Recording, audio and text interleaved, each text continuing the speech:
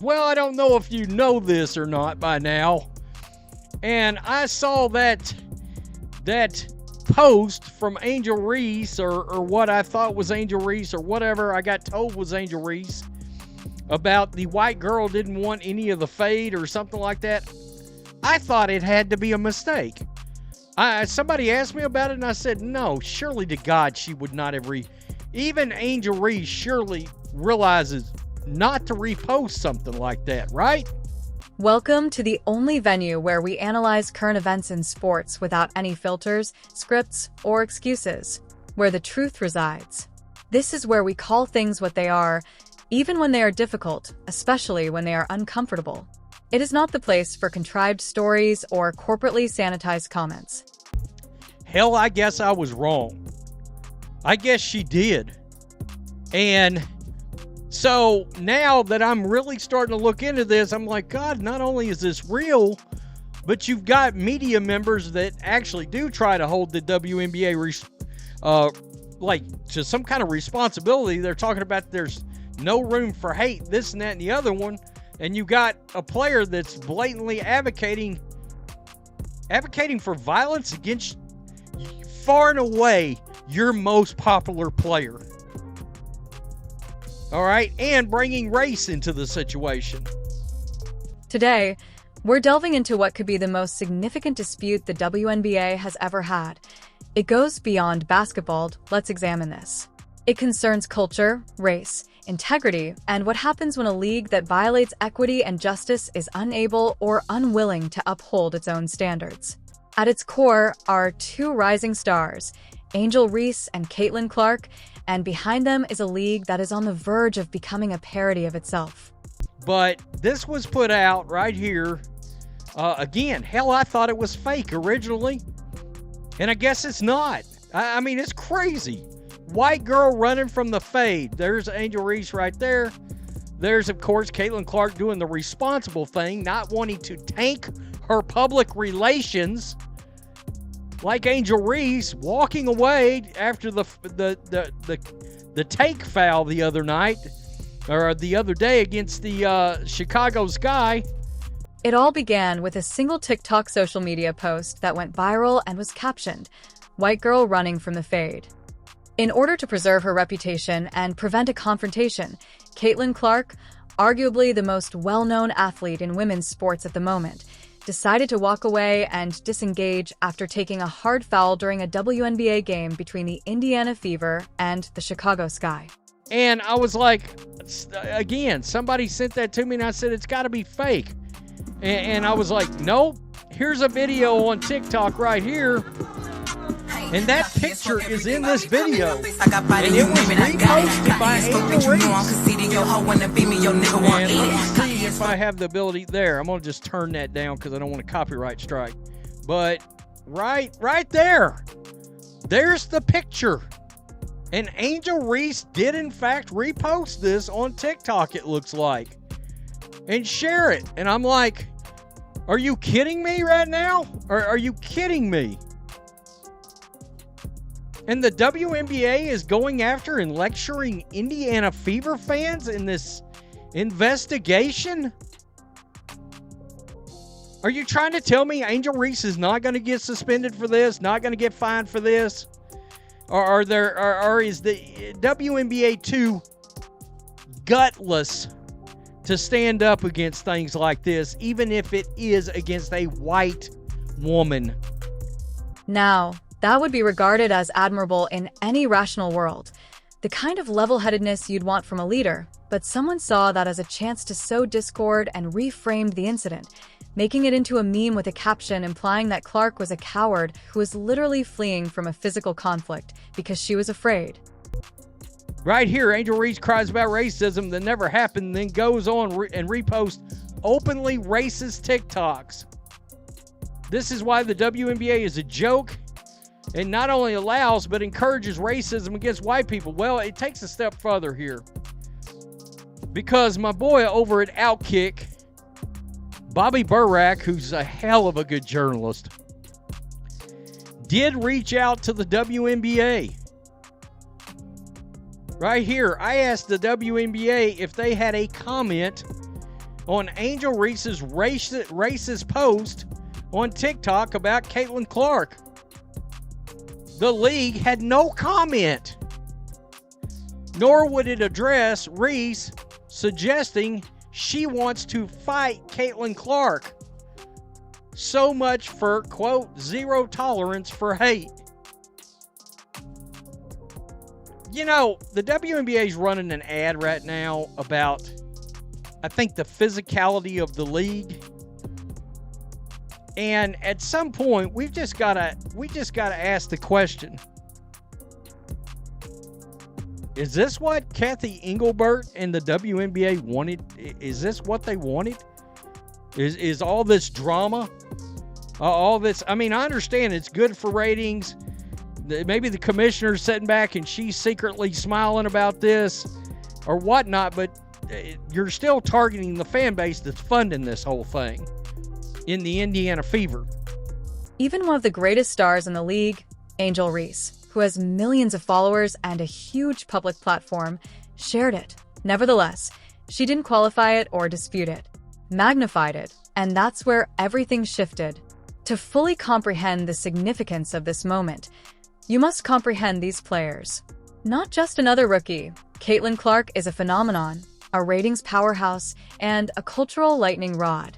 She filled arenas nationwide in a league that, prior to her arrival, frequently struggled to sell out 30,000-seat gyms.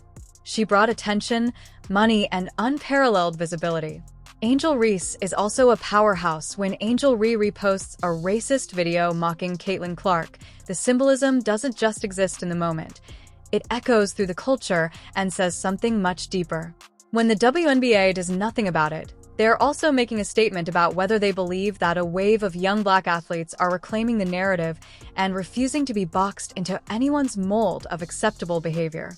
She became a household name during LSU's championship run and has built a strong fan base by owning her image and voice. All right. They're the ones grabbing the ratings. They're the ones paying up for the tickets, even on the road.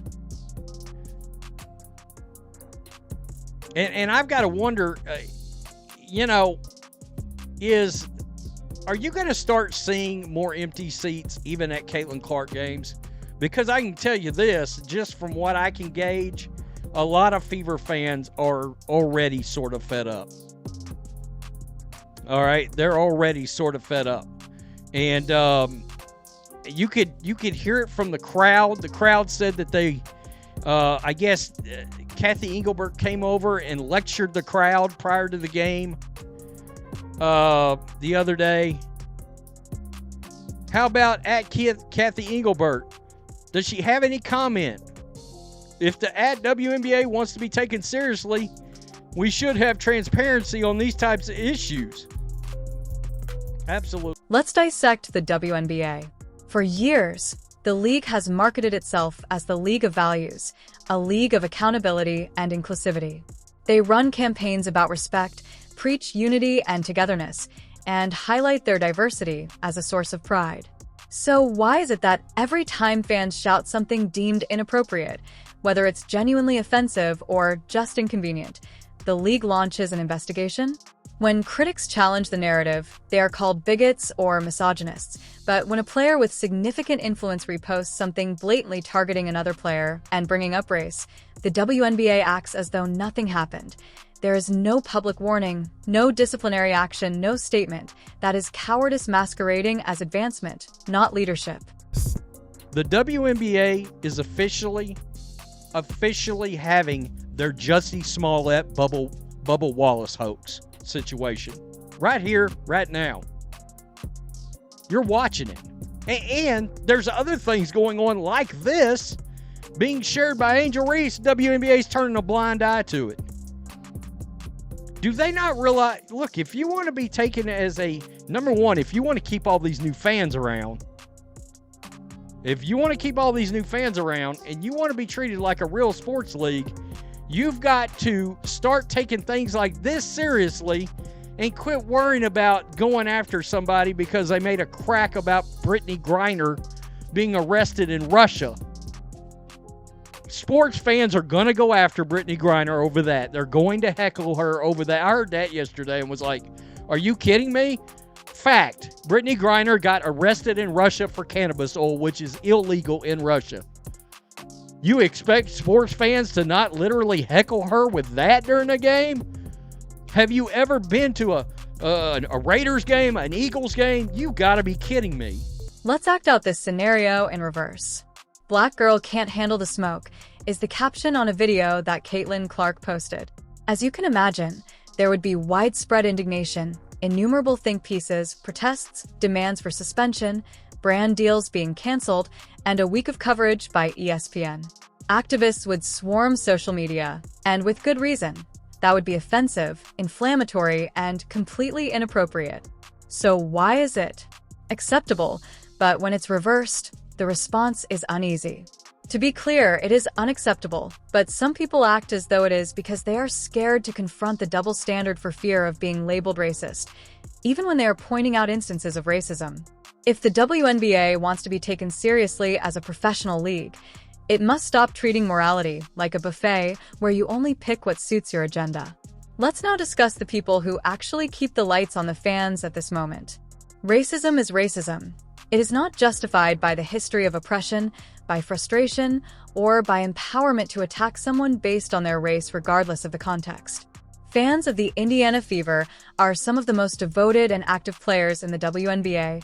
They travel, show up, and chant that they care. What do they receive in return in the form of warnings about rudeness and condescension? In the midst of an investigation into what now seems to be a wholly baseless accusation of racism, Commissioner Kathy Engelbert reportedly spoke to the Fever supporters prior to a recent game about their behavior and tone rather than about encouraging them to cheer more or show love. Meanwhile, Angel reposts racially offensive content and is not held accountable.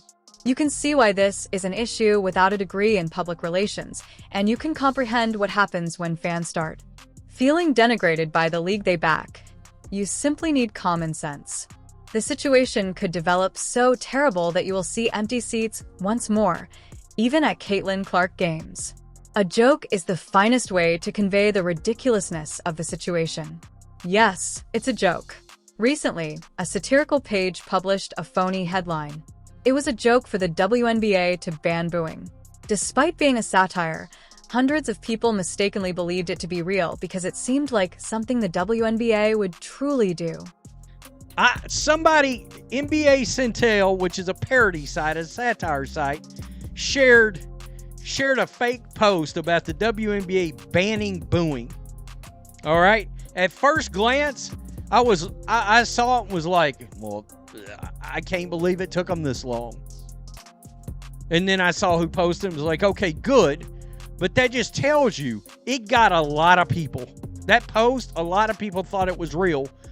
Because at this point, we're expecting the WNBA to literally do something absurd like ban booing in a sports league. The league has come that far.